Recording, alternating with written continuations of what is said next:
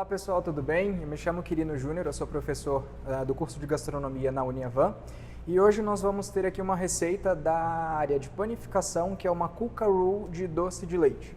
Vai ser necessário para que a gente faça essa receita, então, são ingredientes bem simples: trigo de boa qualidade, açúcar, manteiga, ovos, leite e fermento biológico fresco ou fermento biológico seco. Então, pessoal, a receita é bem simples, a gente consegue fazer isso dentro de uma macieira, dentro de uma batedeira, ou a gente pode fazer de forma manual, que é como eu vou executar a receita aqui. Nós vamos começar, enfim, vocês podem começar tanto pelos líquidos quanto pelos secos. Eu sempre prefiro começar pelos líquidos, porque daí eu crio bastante umidade debaixo do bowl e depois eu não tenho tanta farinha grudada.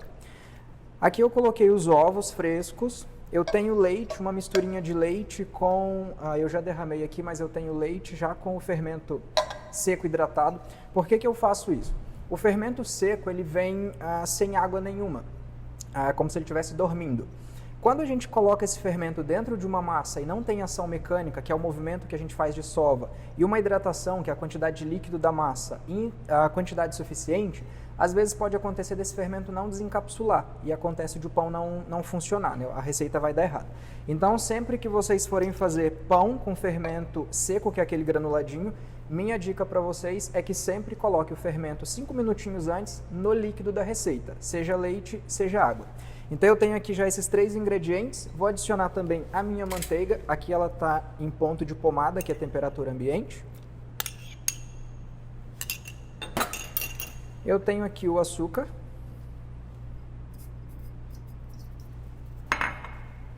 Vou misturar isso levemente, só para que eu tenha uma mistura homogênea de líquidos. Como a nossa manteiga não foi derretida, ela não vai se misturar integralmente ao líquido, né? A manteiga está em ponto de pomada, ela está bem macia, mas ela não vai se misturar. Aqui eu tenho alguns pedaços de gema também, que não é um problema. E daí a gente vai fazer a adição do nosso trigo e vamos começar a sovar a nossa massa. Eu vou derramar todo o trigo de uma vez só. E para que não grude tudo na minha mão, eu sempre começo o movimento com o trigo. De qualquer maneira, isso vai grudar, é normal. A gente está tratando de pão aqui. Então a gente vai fazer uma misturinha. E eu não sei se no início do vídeo deu para perceber, mas eu já vou explicar aqui. Às vezes, quando a gente vai fazer algum tipo de pão, pode ser que a nossa massa, a gente talvez segue bem certinho a receita, mas pode ser que o ovo seja grande demais, ou pode ser que a farinha tenha mais umidade do que normalmente a gente precisa. Então é sempre importante que a gente tenha ou um pouco de líquido, no caso aqui eu usei leite, então eu teria um pouco mais de leite ou um pouquinho de água aqui do lado e mais um pouco de trigo também. Por quê? Porque às vezes eu tenho um ovo menor do que a receita sugere ou maior. Se o ovo for menor, obviamente vai faltar um pouco de umidade, então eu tenho que completar com algum líquido. Se o ovo for maior, por exemplo, ou a farinha tiver mais umidade do que precisa, vai faltar trigo. Então eu sempre tenho um pouquinho de trigo ou líquido, independente da receita que eu estou fazendo. Eu vou adicionar aqui um pouquinho mais de trigo, mas se atenham e se controlem nesse momento, porque às vezes a gente precisa simplesmente sovar a massa para conseguir o ponto dela. Então a gente nunca deve colocar trigo em excesso na massa pensando que a massa está mole. Pessoal, então aqui eu tenho a minha massa já pré-misturada, mas ela não foi sovada ainda, e eu vou usar a bancada para fazer isso. Eu vou utilizar um pouquinho de farinha, como eu disse antes, se controlem na hora de jogar o trigo na bancada ou adicionar a massa, porque eu não quero uma massa fora do ponto dura demais. Aqui eu coloquei cerca de 3 colheres bem rasas de farinha, e daí eu já consigo ver que a minha massa tem um ponto de boa hidratação, ela não gruda mais na minha mão, mas não tem excesso de trigo. Dá para ver que a massa é levemente brilhante. E eu vou fazer movimentos de sova. O movimento de sova, você vai escolher qual for o melhor e mais confortável para você. A gente pode fazer isso com a massa. A gente pode fazer o movimento de X também, que é quando eu movimento as duas mãos, uma em movimento contrário à outra. E a gente pode fazer a massa sendo rasgada também. Todos esses movimentos, na verdade, indicam ação mecânica, que é o que vai trazer o desenvolvimento do glúten para a nossa massa quando ele vai ser hidratado pelo líquido. E daí a gente cria elasticidade para a nossa massa. Maravilha, pessoal. Nós temos aqui, então, aquela massa já dividida em duas partes, né, em duas bolas. Você pode usar uma balança para que a massa fique realmente do mesmo tamanho, principalmente se você vai usar essa receita para vender, por exemplo. É bem interessante que tudo seja padronizado. A quantidade de massa, a quantidade de recheio, a quantidade de farofa que a gente vai usar aqui, mesmo porque todos os clientes vão merecer a mesma quantidade de produto que você vai vender. Sendo para casa, a gente pode simplesmente dividir a massa em dois, no nosso campo de visão mesmo, e está tudo certo. Eu recomendo para vocês que vocês trabalhem bastante essa massa para que quanto mais glúten desenvolva, mais elástica ela fica e ela rasga com menos facilidade, principalmente quando se trata de cuca, e essa cuca é uma cuca roll que a gente vai enrolar. Então eu tenho várias camadinhas de recheio depois que eu faço essa espécie de rocambole. Quanto mais elástica a massa é, menos chance ela tem de rasgar. Embora, quando a camada de massa na cuca roll é bem fininha, isso acontece e acaba trazendo um charmezinho ali para a receita também. Não é um problema então, mas só vem bem a massa para fazer um bom desenvolvimento de glúten. O que eu vou fazer aqui agora é bem simples, eu enfarinhei já a minha bancada, é um pouquinho só de farinha, lembrando que eu não quero que essa massa perca a hidratação que ela tem, porque ela está bem elástica, bem fácil de se movimentar. E daí eu vou colocar um pouquinho mais de trigo por cima, mas é bem pouquinho, assim. E com o auxílio de um rolo de massas, eu vou abrir essa minha bola de massa. Se vocês perceberem que a massa apresenta qualquer tipo de resistência quando vocês abrem e ela volta muito rapidamente, vocês podem deixar a massa descansando ali mais 2 minutinhos, coberta com plástico, para que esse glúten se repouse e daí você tem menos resistência nessa massa. Vale lembrar a todo instante que a gente não deve acrescentar trigo em demasia, porque isso faz com que o nosso pão fique ressecado. Então é sempre interessante ter a massa bem macia e com bastante hidratação, claro que dentro do que a gente precisa. Forma de bolo inglês, vou ver aqui a minha lateral para saber qual o tamanho de largura que tem que ter a minha cuca. E vou simplesmente recheá-la com o doce de leite.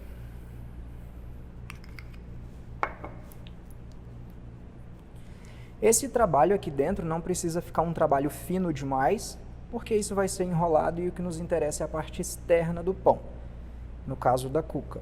Então não tem problema, isso não precisa ser espatulado, não tem que ficar uniforme. Eu tenho aqui algumas gotas de chocolate 50%, chocolate nobre não cobertura, é importante para que o nosso trabalho tenha bastante qualidade, né, o nosso produto final. Um pouquinho de água, bem pouquinho, eu não quero umedecer, eu não quero molhar essa massa e só umedecê-la, só mesmo a ponta. E vou enrolar isso como um rocambole, bem simples. Aqui eu puxo essa lateral para grudar bem. Essa dobra não precisa ficar perfeita porque a gente vai colocá-la para baixo, então o próprio peso da massa vai fazer com que isso fique no lugar. Ok, pessoal, aqui eu tenho as duas cucas já modeladas dentro das formas e agora elas vão passar pelo período de fermentação, que é quando a cuca vai crescer. Algo bem importante que eu acho que a maioria das pessoas não sabe é que o fermento biológico ele é um micro-organismo vivo e essa fermentação se dá através da liberação de gás carbônico. Então, as minhas leveduras, que são os fermentos, vão comer todo o açúcar que está presente aqui na minha receita, na farinha, no ovo, no leite, no próprio açúcar que eu uso. Manteiga também tem carboidrato. E daí essas leveduras vão comer e vão liberar gás, né? É realmente um pum que elas vão liberar ali. E é esse pum que faz o meu pão crescer. É interessante falar sobre isso porque a gente não imagina que o que faz o pão crescer é o pum do fermento, mas é bem isso mesmo. Esse pão, essa cuca vai crescer agora. Provavelmente vai demorar aqui uns 45 minutos pela quantidade de fermento que a gente usou, mas isso pode variar de acordo com a temperatura que você tem aí no seu ambiente. Quanto mais quente e úmido, mais rápido o pão cresce. Quanto mais frio e seco, mais isso vai demorar.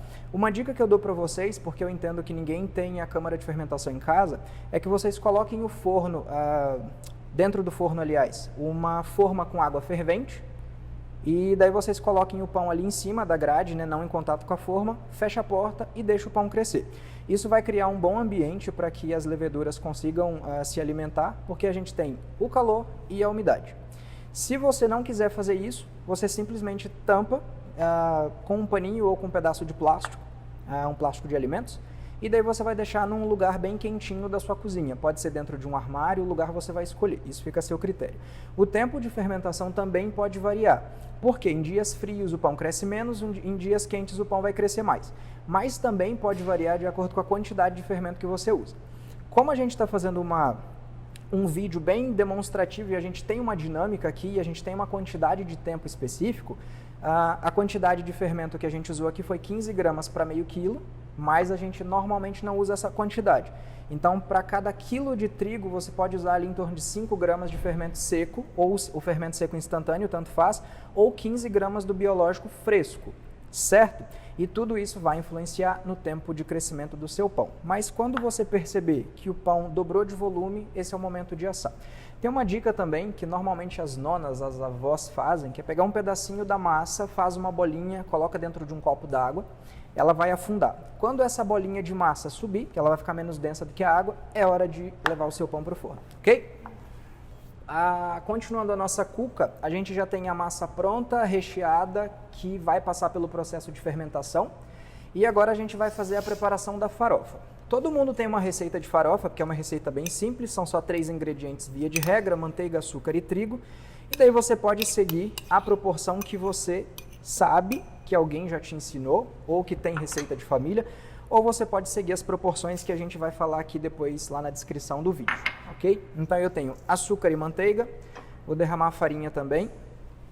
Isso é bem simples, eu vou só movimentar isso com a ponta dos meus dedos. Vale uma dica importante, que a gente, quando vai fazer massas secas à base de manteiga, a gente não trabalha demais a massa porque a gente quer que esse elemento seja um elemento crocante na receita. As farofas são crocantes, em cima da cuca, em cima do pão, enfim. Então eu não vou trabalhar demais essa massa, porque senão eu faço o desenvolvimento do glúten, que é o que causa elasticidade na massa, e daí depois eu tenho uma farofa não tão crocante. Aqui eu já tenho uma farofinha, parece uma areia bem grossa, e é simples assim. Uma outra dica é que todas as vezes que a gente trabalha com as massas secas, é importante que a gente leve essa massa para a geladeira por pelo menos 20 minutos antes de utilizá-la. Assim a manteiga vai retomar a força de gordura dela, vai ficar mais durinha, né, no caso, e depois é mais fácil para a gente trabalhar com isso, certo?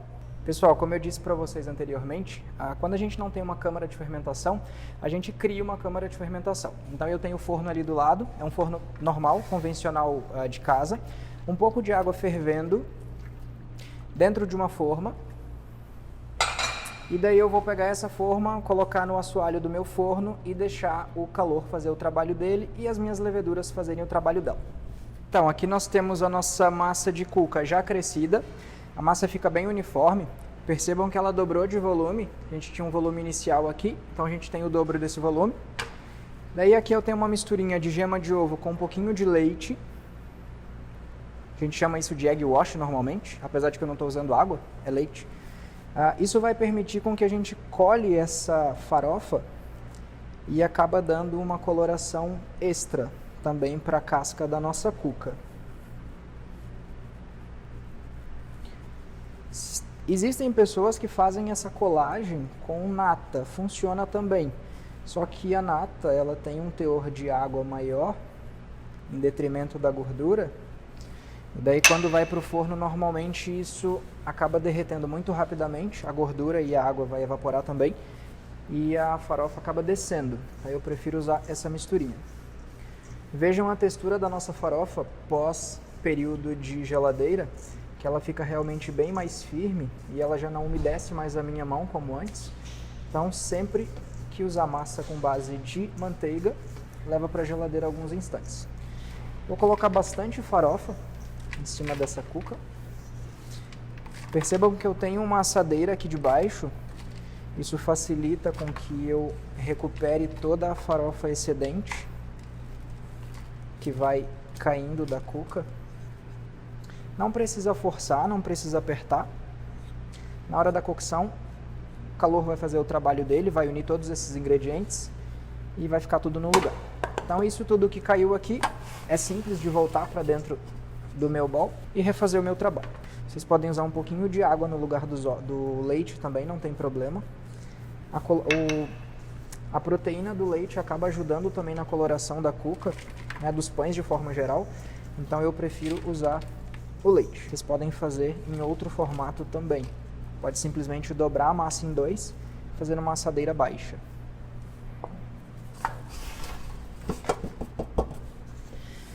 Vou colocar as minhas duas formas dentro dessa assadeira para facilitar a entrada no forno e saída. E agora a gente vai levar para o forno pré-aquecido a 200 graus, o forno de casa de vocês. Vocês podem colocar nessa graduação de temperatura. Isso vai tomar cerca de 35, 40 minutos, mas cada um conhece o seu forno, então esse tempo não é uma regra. Vocês vão ver que a crosta de cima aqui vai estar dourada. Se o forno de vocês tiver alguma irregularidade, vocês façam um giro, né, na metade do tempo ali e deixem ficar bem uniforme essa coloração dourada da parte superior da cuca. Excelente, pessoal. Nós temos aqui então a nossa cuca que acabou de sair do forno. Eu tenho a segunda aqui também. Essa ainda está na forminha. Vejam que quando a gente usa forma antiaderente, a gente tira a cuca sem nenhum problema. E percebam que lá no início eu não utilizei nenhum tipo de gordura nem trigo para enfarinhar. Então aqui a cuca saiu sem nenhum problema. E daí a minha dica para vocês é que vocês esperem realmente que ela se resfrie por completo. Porque como a gente acabou de tirar do forno, a gente ainda tem um residual de água que está sendo evaporada. Então quando a gente cortar essa cuca, se ela estiver muito quente, vai parecer que ela está meio crua dentro, isso é normal.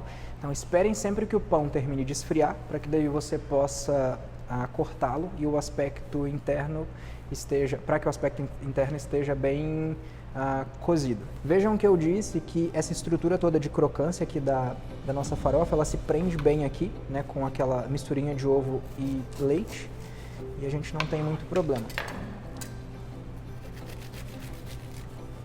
Ó, vejam que a massa ela tem bastante umidade aqui ainda, mas isso é normal, a massa não está crua. E daí, claro que aqui na primeira fatia a gente tem aquela decepção da quantidade de recheio, mas aí quando a gente tem a segunda fatia para as demais, aí a gente fica um pouco mais feliz, né? Então é isso. Espero que vocês tenham gostado da receita e aproveitem. Até mais!